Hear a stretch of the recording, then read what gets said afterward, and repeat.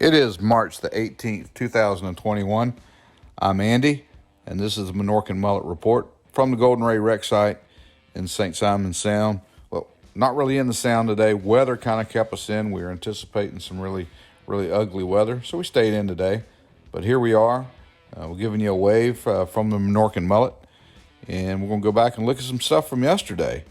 And it was a foggy start yesterday, but here we can see guys are in the aerial lift in that at that section 7 cut, and we can see them back with the torches. They were back cutting on the hull plate and trying to get that area ready for the cutting coming up. We saw both of the monitor tugs out yesterday working on that environmental barrier. They're either cleaning the barrier or trying to keep contaminants pushed back into it. But both of them, the Bear Cub 1 and Bear Cub 2, were out and they were working pretty hard yesterday morning. And all this was just before that section of ship left out. Here we can see just a section of that deck that's just barely teetering on, and you can really appreciate the hazards that these guys are facing, especially with stuff like this that's loose and just barely hanging on. And we did notice that the Master Tyler was on anchor yesterday. This is one of the two contract trawlers that's out in the area. Just kind of wondering why these guys aren't towing with so much debris in the water and why they're not trying to gather up some of that stuff. And wow, what a job. Here we have the Crosby Star, but what a job by the tug crews yesterday and getting both the Crosby Star, the Caitlin, and the Kurt J. Crosby maneuvering that section 2 back into the Port of Brunswick and putting it into the dock. Just amazing skill and some equally amazing pieces of equipment.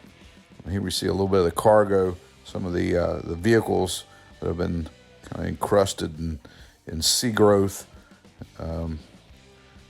Just amazing to see all these pieces of cars in there. Of course, these guys were trailing the Kurt J. Crosby yesterday, looking for any debris that might fall over, ready to scoop it up. And from across the Sound on our way back in, we just stopped and turned around and had to get this picture of that section. This is quite a ways away, but what a silhouette.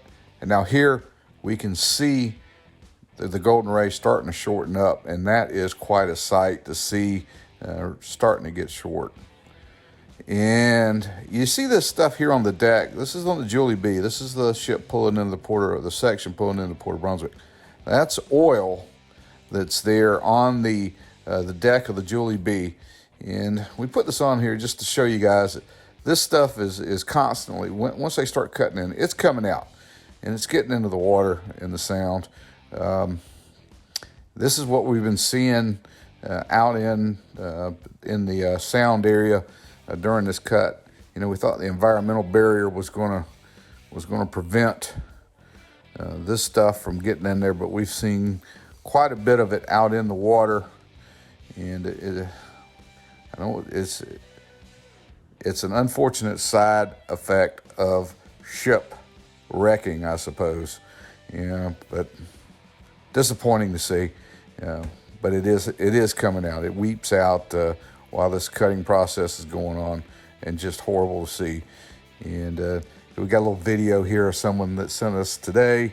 This is down at the city dock in Brunswick, just adjacent to the section 2 where it's placed in, and you can see the oil here that's in the water. I'm not sure if this is directly related to the ship, but it wasn't there yesterday when the ship was pulled in.